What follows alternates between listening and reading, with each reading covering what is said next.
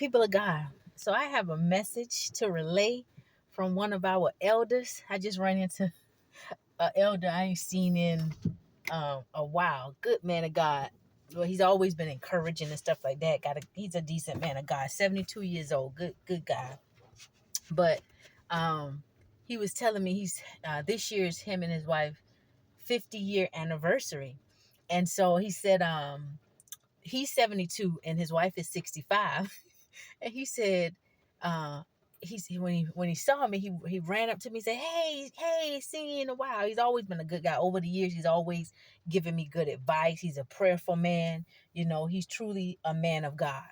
Now, his wife said something that almost gave him a heart attack the other day. He said, "You single? You still single?" I said, "Yes, sir." He said, "Stay that way." He said, "Take it from me, I'm a man." He said, "You happy?" I said, "Yes, sir." He said, "Stay single." I said, "So what you saying, young people, men and women shouldn't get married no more?" He said, "Well, if they're happy single, stay single." But listen, this is what he said. He said, me and my wife, we've been married going on 50 years. He said the other day, she asked me, she looked at me and she said, I got a question I want to ask you. Have you ever stepped out on me?" He said, I looked at it and I said, "Yeah, in my mind." He said, "I'm 72 years old. I don't want to be with nobody else but you." And I said, "What else she said?" I was like, "I bet your heart was pumping fast." He said, "Yeah, she dang on near gave me a heart attack." And he said, after a while, she ain't said nothing. He said, after a while, I told her, "Don't ever ask me anything else like that again." So I'm sure if he did step out, he done in his younger days, he done got away with it now. And that thing troubled his heart to have his wife bring that thing back to remembrance, because he was not, that was just out the blue. He was not expecting that. But anyway, and he said, "I told her, y'all, I done been with you. I'm 72 years old. I couldn't see myself with nobody else but you." But young people, single people, I want to tell you something. That was so funny. That gave me my laugh for today. Laughter is medicine for the soul, baby.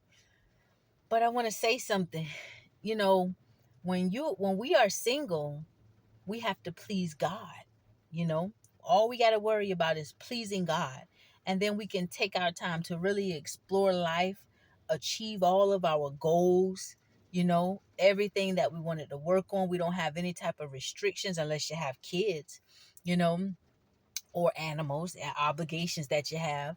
But you can get all of that out, and you don't have to worry about having any rules or limitations put on you, only following the guidelines of the Father. You're pretty much free.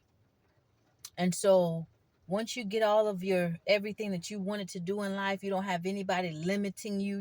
Got to get rid of negative friends sometimes. Then when you reach a point and you're ready to share your life with someone, because I believe we should share who we are. You got to be happy first. And if we cannot make ourselves happy, how can we expect someone else to make us happy? Or, we should be bringing happiness into someone else's life. If I'm joyful, then I'm going to bring my joy and I'm going to share my joy with you. I believe we share what we have on the inside of us. And so, I agree with the elder. But it was just funny. That story he told me was funny. But I told him, I said, "I'm going to pass this message on." He said, "Yeah, pass it on. If you're happy, if you're single, you're happy, stay single."